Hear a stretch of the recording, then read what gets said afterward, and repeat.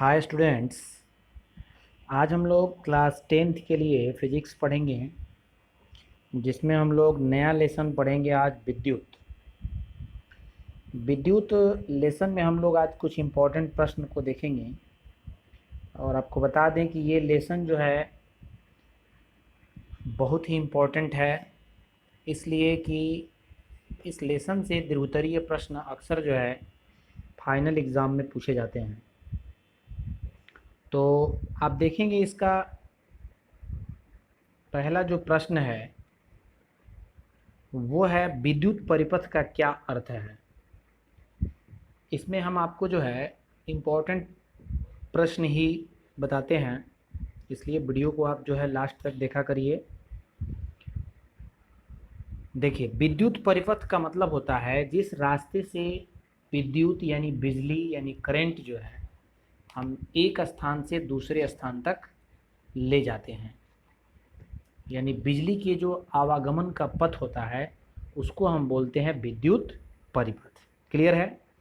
आप इसकी परिभाषा देख भी सकते हैं कि चालकों एवं विद्युत स्रोतों का संयोजन विद्युत परिपथ कहलाता है।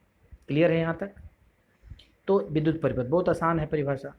नेक्स्ट क्वेश्चन आप देखेंगे, विद्युत धारा का मात्रक का परिभाषा बताइए। देखिए, अब विद्युत धारा का मात्रक जो होता है वो एम्पियर होता है। आप ध्यान दीजिएगा, यहाँ पे लिखा गया है विद्युत धारा का मात्रक एम्पियर होता है। ठीक है, तो एम्पियर की परिभाषा हमको जो है बताना है। तो देखिए कि यदि किसी चालक में से एक कूलाम आवेश प्रवाहित हो जो 1 सेकेंड तक प्रवाहित हो प्रति सेकेंड, तो ऐसी स्थिति में हम उसके धारा को बोलते हैं 1 एम्पियर। क्लियर है? 1 एम्पियर की धारा हम उसको बोलते हैं। तो अगर हम एक कूलाम आवेश को 1 सेकेंड तक प्रवाहित करते हैं किसी परिपथ में, तो उस परिपथ से गुजरा हुआ धारा कितना होगा? 1 एम्पियर होगा। ठीक है, अगला जो प्रश्न दिया गया है वो है कि एक कूलाम आवेश की रचना करने वाले इलेक्ट्रॉनों की संख्या कितनी होती है। ये इम्पोर्टेंट है, ऑब्जेक्टिव में ये आता है। आपको मुख्य रूप से ये वाला पॉइंट याद रखना होता है ऑब्जेक्टिव के लिए कि एक कूलाम आवेश में 6.25 × 10 का पावर 18 इलेक्ट्रॉन होते हैं। ये कैसे निकला है? तो देखिए, एक सूत्र है कि एक कूलाम बराबर Ne। कूलाम आवेश है, n जो है नंबर है, संख्या, और E जो है इलेक्ट्रॉन पर आवेश है। तो हमको चाहिए इलेक्ट्रॉन की संख्या, तो n का सूत्र क्या बन जाएगा? एक कूलाम बटा E जो है गुणा में भाग में चला जाएगा। तो आपको यहाँ मिलेगा, देखेंगे कि एक कूलाम के लिए एक, और E पर इलेक्ट्रॉन की मात्रा जो होती है, आवेश की मात्रा, वो है आपको कितना? 1.6 × 10 का पावर -19।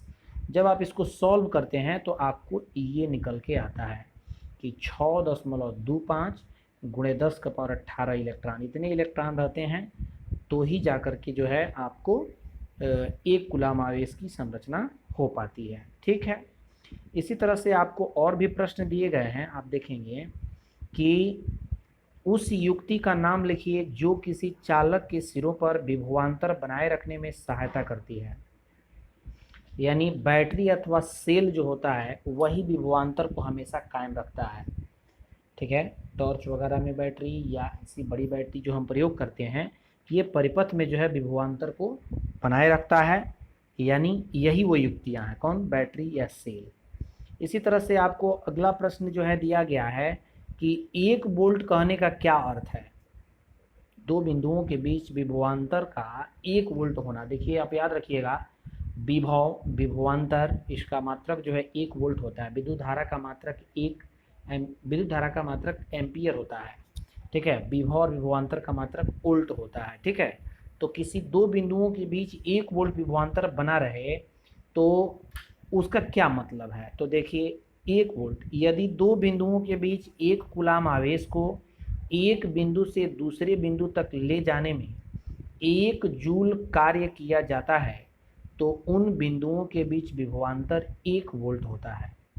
यानी दो बिंदु के बीच अगर हम एक कूलाम आवेश को ले जाएं और उसको ले जाने में 1 जूल कार्य करना पड़े तो उन दोनों के बीच का विभवांतर कितना होगा?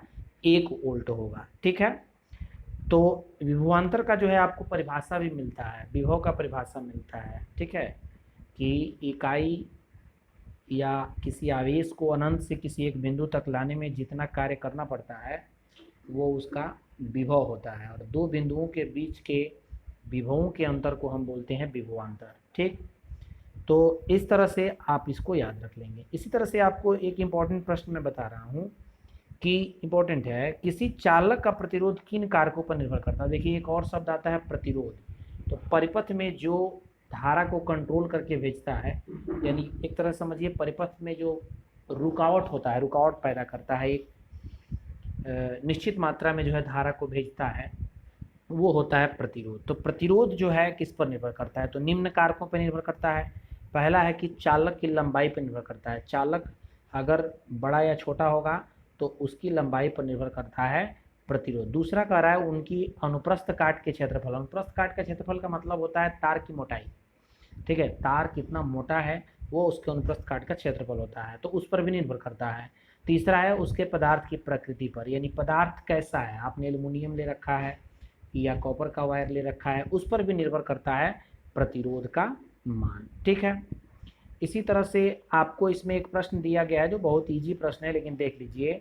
समान पदार्थ के दो तारों को, एक पतला एक मोटा है, तो किनसे जो है विद्युत धारा का मान ज़्यादा प्रभावित होगा या आसानी से प्रभावित होगा। तो देखिए स्वाभाविक है कि जो मोटा तार होगा उसमें धारा का मान अधिकतर जाएगा और एक निश्चित मात्रा में जाएगा और आसानी से प्रभावित होगी विद्युत धारा। चूँकि पतले तार में प्रतिरोध जो है क्षेत्रफल के व्युत्क्रमानुपाती होता है, तो प्रतिरोध जब उसका बहुत अधिक होगा तो धारा का मान क्या होगा, घट जाएगा। तो ये आपको प्रश्न है। इसी तरह से आपको बहुत और भी सारे इम्पोर्टेंट प्रश्न हैं।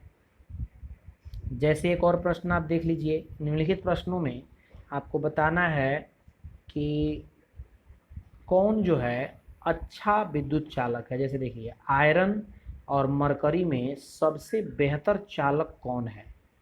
ठीक है, तो देखिए इसमें आयरन जो होता है यानी लोहा, जिसका संकेत Fe है, वो अच्छा चालक होता है। ठीक, इसी तरह से दूसरा दिया गया है कौन सा पदार्थ सर्वश्रेष्ठ चालक है, तो सिल्वर जो है सर्वश्रेष्ठ चालक होता है। सिल्वर जो होता है वो बेहतर चालक में गिना जाता है। तो ये सब प्रश्न हैं, आप इन सबको देखिए।